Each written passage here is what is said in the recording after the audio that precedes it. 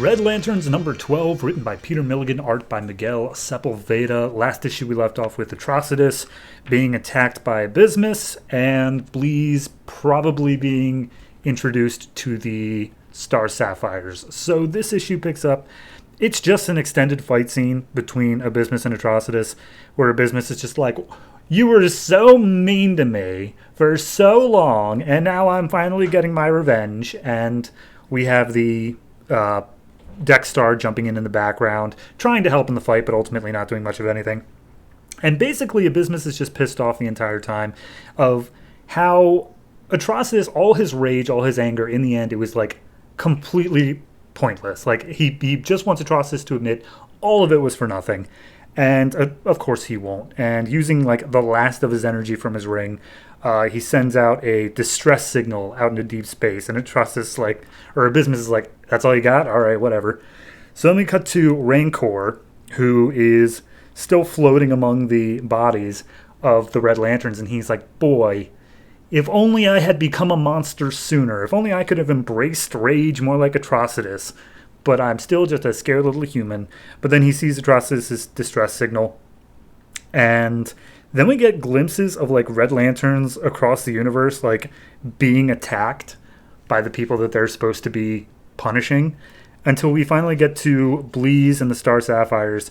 And Fatality's like, hey, Bleeze, join us. Like, you have love in your heart.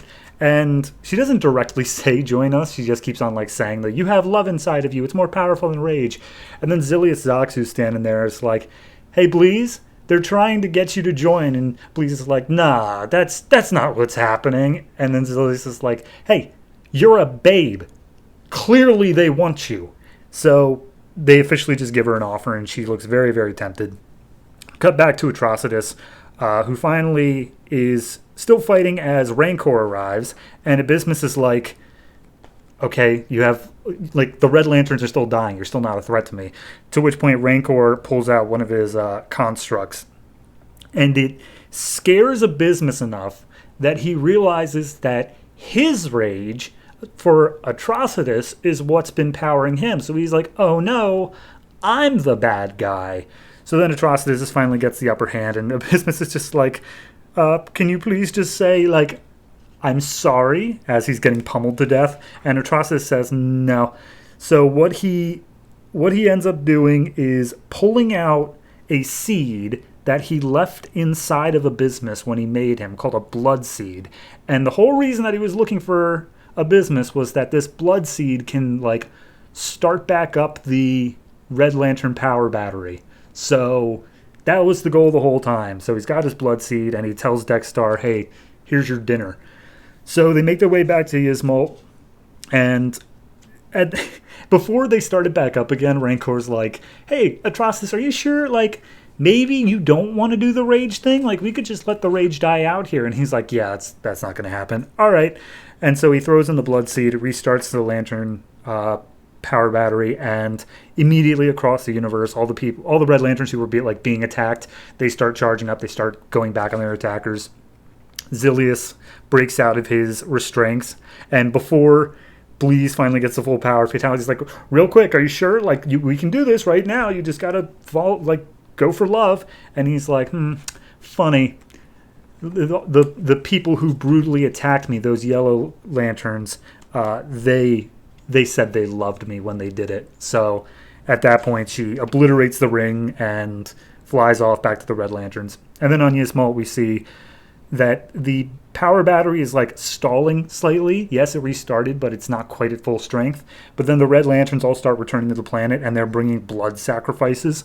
So I guess that's good and what they need.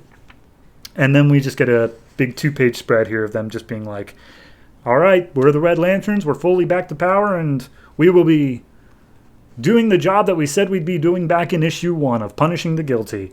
But before we leave off, we have a one-panel thing of Rancor thinking that he hears a voice inside of his ring saying, let me out.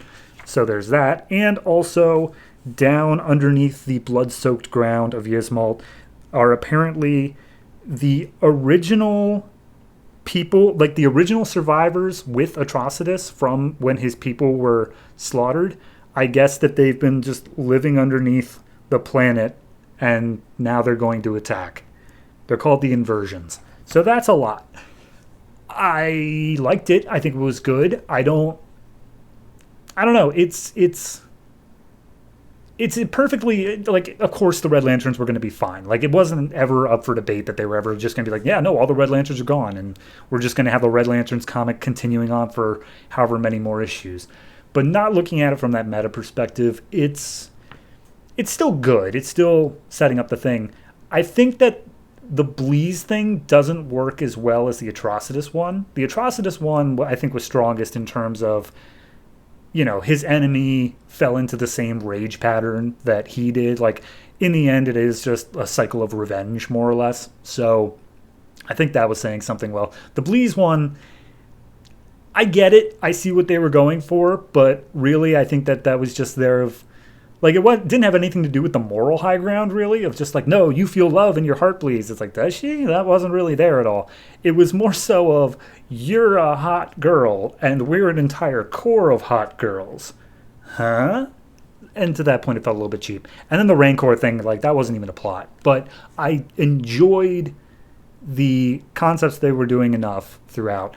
I do remember that originally this was a whole thing of Krona's body disappearing, so it kind of went off the rails into a totally different direction, but I get that was just the inciting incident. So overall, for this issue, I'm going to go ahead and say I'll give it a 7. I think art-wise is also just fantastic. They really do a good job with just showing, like, the grotesque, like, the blood sacrifice and everything like that, and the shadowing. All of it looks very good. And story-wise, while solid, is maybe not a huge, amazing thing. But overall, 7 on average. Feeling pretty good about it.